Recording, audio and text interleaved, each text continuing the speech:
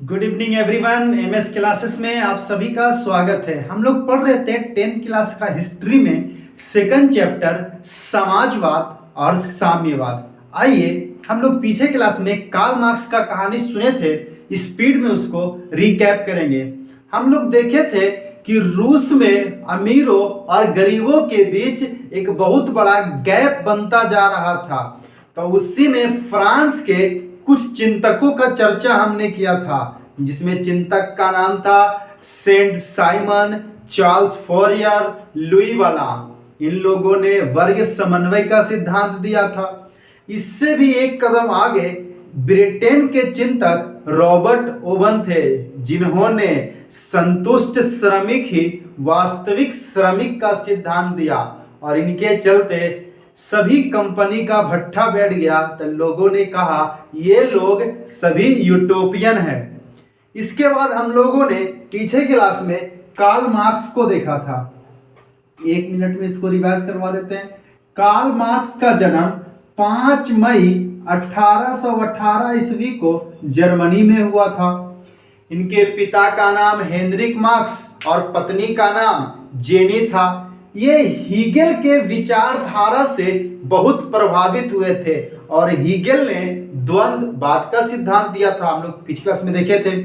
और इन्होंने 1848 में, पीछे क्लास में शायद हमने 47 दिया था, 1848 में साम्यवादी घोषणा पत्र जारी किया और 1867 में दास कैपिटल पुस्तक लिखा। और दास कैपिटल पुस्तक को ही समाजवादियों का बाइबिल कहते हैं। कार्ल मार्क्स जब तक जिंदा रहे इन्होंने एक ही बात कहा, दुनिया के मजदूरों एक हो, तुम्हारे पास खोने के लिए कुछ नहीं है, पाने के लिए सब कुछ है। कार्ल मार्क्स के समय ही अंतरराष्ट्रीय संघ का स्थापना किया गया था। अंतरराष्ट्रीय संघ है क्या, समझिएगा। तो इस संघ का स्थापना इसलिए किया गया था कि मजदूर लोग बैठक करें और अपना बैठक में अपनी बात, अपनी मुद्दा को उठाएं। 1864 में इसका स्थापना किया गया था और इसका प्रथम बैठक 1864 में ही हुआ था और द्वितीय बैठक इसका 1889 में हुआ था। पहला बैठक हुआ था 1864 में। अंतरराष्ट्रीय संघ का मुख्यालय बेल्जियम की राजधानी ब्रुसेल्स में है और इसके प्रथम बैठक में कार्ल मार्क्स ने कहा था, कर्तव्य के बिना अधिकार नहीं और अधिकार के बिना कर्तव्य नहीं। कर्तव्य के बिना अधिकार नहीं और अधिकार के बिना कर्तव्य नहीं। और द्वितीय बैठक 1889 पेरिस में हुआ था, जहां पहली बार दुनिया में कहा गया इस साल में एक दिन ऐसा होगा जो मजदूरों के लिए होगा। और 1889 में ही 1 मई को मजदूर दिवस मनाने की घोषणा की गई। याद रखिएगा, मजदूर दिवस कब मनाया जाता है? 1 मई को। कब इसका घोषणा हुआ था? 1889 में द्वितीय अंतरराष्ट्रीय संघ की बैठक में। दूसरा बैठक 1889 में हुआ था और इसी बैठक से 1 मई को मजदूर दिवस मनाने की घोषणा की गई। कार्ल मार्क्स जब तक जीवित रहे तब तक चिल्लाते रहे, दुनिया के मजदूरों एक हो, लेकिन कोई एक नहीं हुआ। और 65 साल के उम्र में 14 मार्च 1883 ईस्वी में कार्ल मार्क्स की मृत्यु हो गई। तो लोग कहने लगे, लगता है कार्ल मार्क्स भी यूटोपियन है। लोग कहने लगे कि लगता है कार्ल मार्क्स भी यूटोपियन है, लेकिन हम कहे थे कि कार्ल मार्क्स यूटोपियन नहीं है। आज उसका कहानी स्टार्ट हो रहा है। अब पूरा फोकस सुनने पर दीजिएगा। बताइएगा, मजदूर दिवस कब मनाते हैं? 1 मई को। कब घोषणा किया गया था?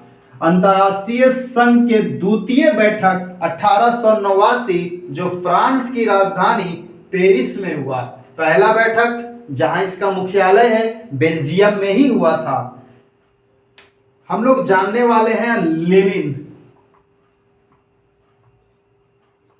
सुनिएगा।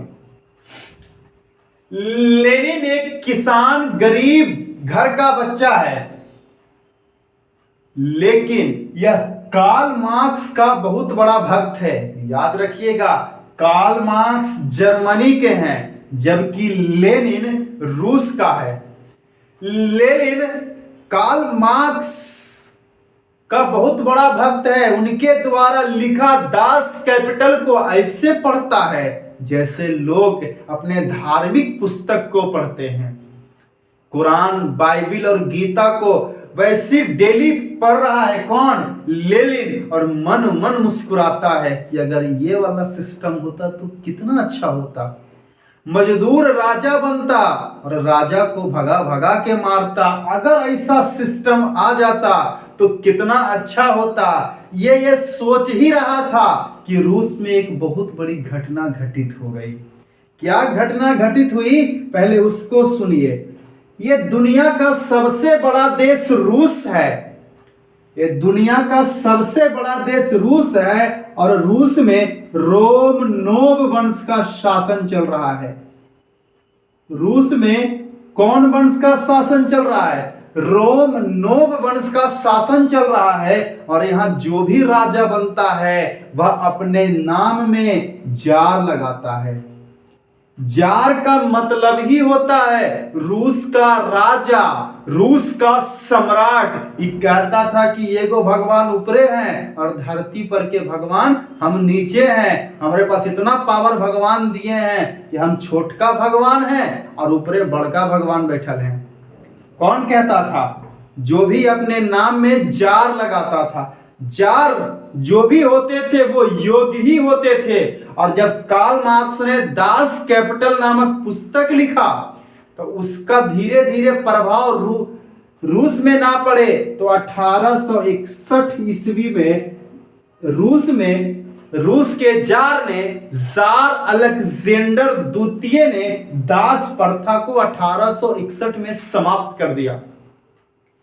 कार्ल मार्क्स के प्रभाव से 1861 में जार अलेक्जेंडर द्वितीय, नाम क्या है? जार अलेक्जेंडर द्वितीय, जार अलेक्जेंडर द्वितीय ने दास प्रथा को समाप्त कर दिया। बताइए, रूस में दास प्रथा कब समाप्त किया गया? 1861 में। किसके द्वारा समाप्त किया गया? जार अलेक्जेंडर द्वितीय के द्वारा दास प्रथा को समाप्त कर दिया गया। आपसे पूछेगा रूस में जार का अर्थ क्या होता है? रूस का सम्राट। बर्तन नहीं मार दीजिएगा, जार का मतलब बर्तन नहीं आया है। इस रूस में जार का मतलब होता है रूस का सम्राट। रूस में किस वंश का शासन है? रोमनोव वंश का शासन है। और रूस का राजा अलेक्जेंडर द्वितीय जब बनता है तो यह रूस से दास प्रथा को, जार अलेक्जेंडर द्वितीय दास प्रथा को समाप्त कर देता है। दास प्रथा क्या है? बताए थे कि आदमी को पकड़ पकड़ के बेचना ही दास प्रथा और उसको मनमाने तरीके से काम करवाना दास प्रथा कहलाता है। बताए थे कि दास प्रथा में था जितना मर्जी काम कराओ, खाने को देना है दो, नहीं तो मत दो। वो मर जाएगा तो फिर दूसरा खरीद के ले आओ। ऐसी स्थिति थी दास की। तो 1861 में दास प्रथा को समाप्त कर दिया गया। इसी दास के चक्कर में अमेरिका के राष्ट्रपति को भी प्रॉब्लम होगा। हम लोग पढ़ेंगे जब अमेरिकी क्रांति में चलेंगे तो। दास प्रथा को समाप्त कर दिया। जो भी राजा बनते थे सामान्यतः वो योग्य होते थे, लेकिन जिस राजा की हम कहानी सुनने वाले हैं, आइए उसकी स्थिति को देखते हैं। जार अलेक्जेंडर के बाद रूस का राजा बनता है जार निकोलस द्वितीय। जार निकोलस द्वितीय, हम लोग जो कहानी सुनने वाले हैं इस किसका सुनने वाले हैं? जार निकोलस द्वितीय का सुनने वाले हैं। जार निकोलस द्वितीय राजा बनता है और इसका विवाह होता है जरीना से।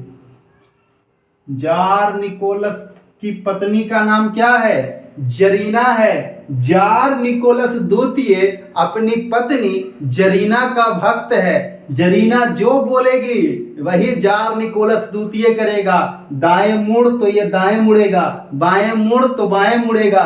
क्या पत्नी भक्त होना सही है कि गलत है? तो पत्नी का भक्त होना कोई गड़बड़ बात या कोई गलत बात नहीं है। गलत बात तब है जब जरीना रास्पुटीन की भक्त है।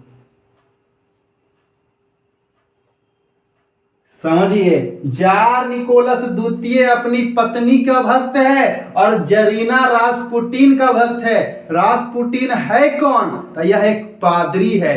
पादरी का मतलब जो चर्च में पूजा पाठ करवाते हैं उन्हीं को पादरी कहते हैं। पादरी का काम होता है चर्च में देखना, और यह जरीना और इस जरीना को भक्त बनाए हुए है।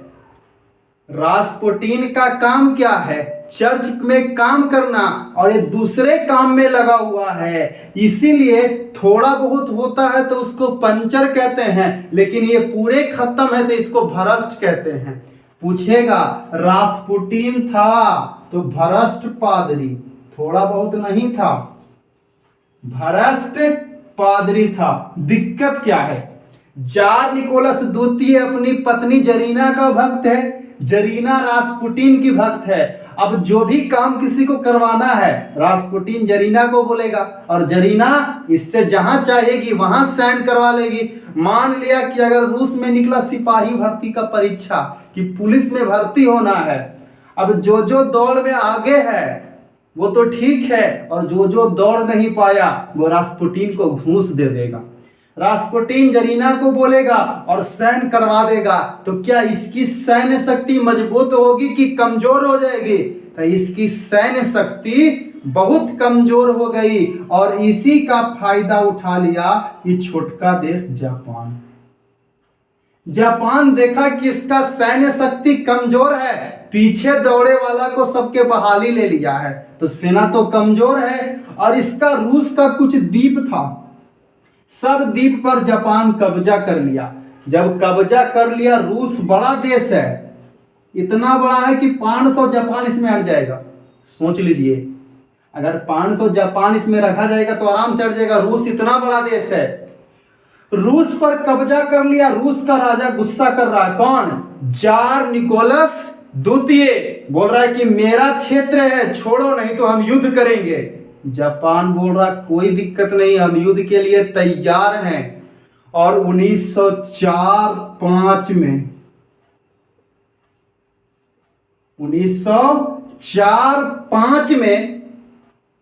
1904-5 में जापान और रूस के बीच युद्ध स्टार्ट हो जाता है। पूरे दुनिया को विश्वास था कि बहुत बड़ा देश रूस है, मजबूत देश रूस है। जापान तो एक छोटा सा देश है, जापान एक छोटा सा देश है, रूस बड़ा सा देश है। जापान तो हार जाएगा, लेकिन रिजल्ट इसका बिल्कुल अपोजिट था। रूस हार गया और जापान जीत गया। लीजिए, दुनिया के सबसे बड़ा देश रूस हार गया, ये छोटा सा जापान से पूरा दुनिया इसका मजाक बना रहा है। इतना बड़ा देश इतना छोटा देश से हार गया। क्यों हार गया? क्योंकि इसकी सैन्य शक्ति कमजोर होती चली गई, और इस पर यह ध्यान नहीं दिया। तो 1904-5 में युद्ध जब खत्म होता है तो जापान कहता है कि हमारा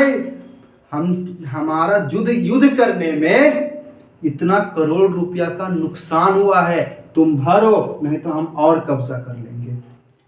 रूस की स्थिति इतनी खराब हो गई कि यहाँ के किसान, मजदूर, गरीब लोग बेरोजगार और भूखमरी से मरने लगे।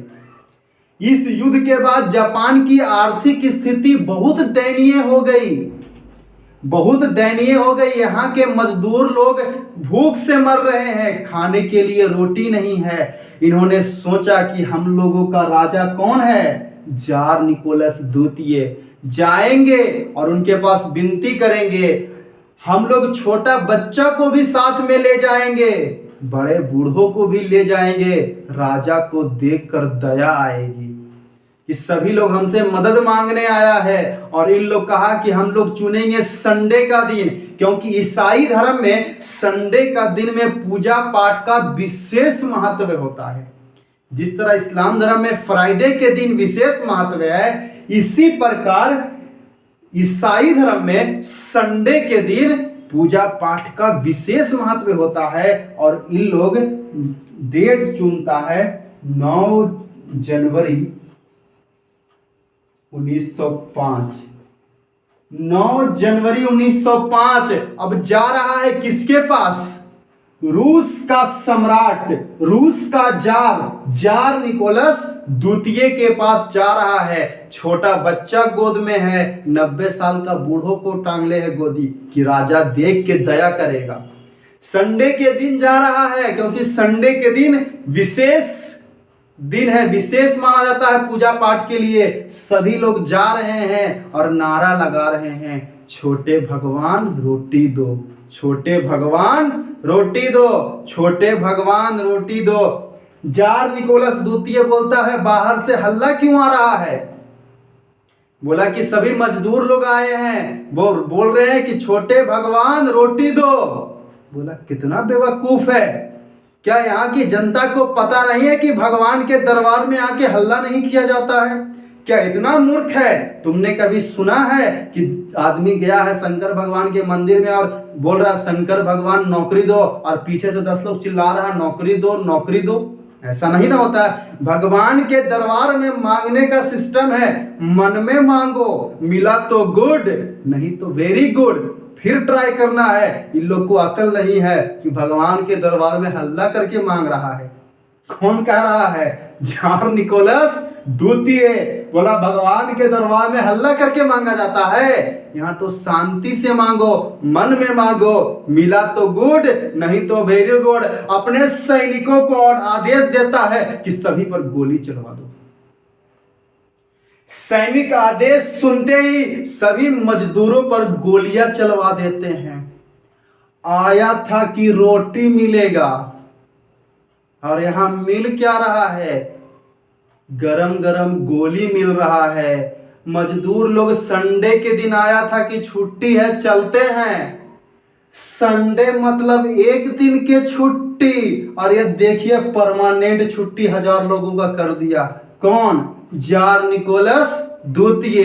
संडे मतलब एक ही दिन का छुट्टी होता है ना, वो इस सभे को बोला कि मार दो, और लगभग 1000 लोगों की मृत्यु हो गई। ऐसा संडे कहियो इतिहास में नहीं आया था, इसीलिए इस संडे का विशेष नाम पड़ा है खूनी रविवार।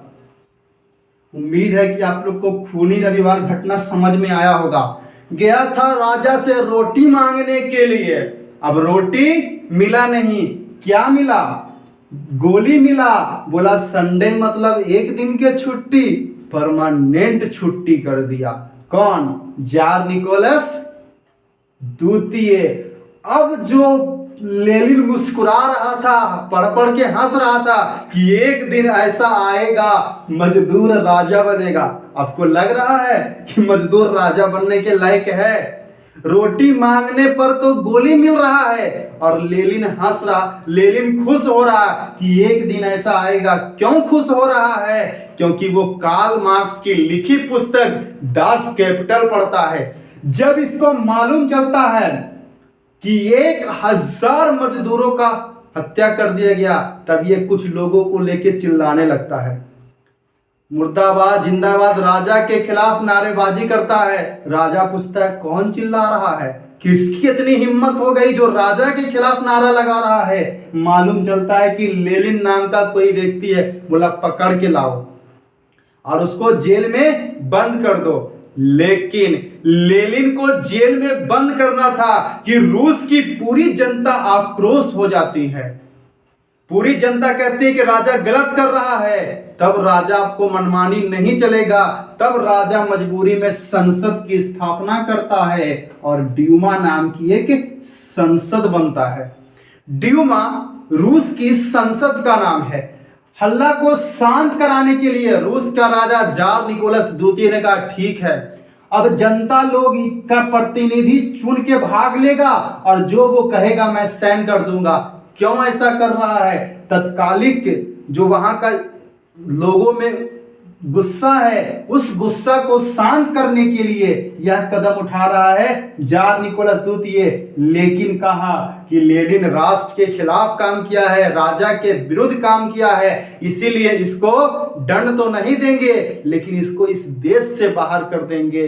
और लेनिन को स्विट्जरलैंड भेज दिया जाता है, इसको देश से निकाल दिया गया, स्विट्जरलैंड भेज दिया जाता है। जो नायक है, हीरो है, वो स्विट्जरलैंड चला जाता है। अब हम लोग देखें कि राजा का स्थिति रूस में क्या, कितनी स्थिति खराब है, आर्थिक स्थिति खराब है। अब जो घटना घटित होगा प्रथम विश्व युद्ध, और प्रथम विश्व युद्ध के बाद लेनिन का जो एंट्री होगा वहां से कहानी और इंटरेस्टिंग हो जाएगा। मिलते हैं हम लोग अगले एपिसोड में और मजे के साथ। क्लास आपको अच्छा लगा होगा। आज के लिए इतना ही, बाय।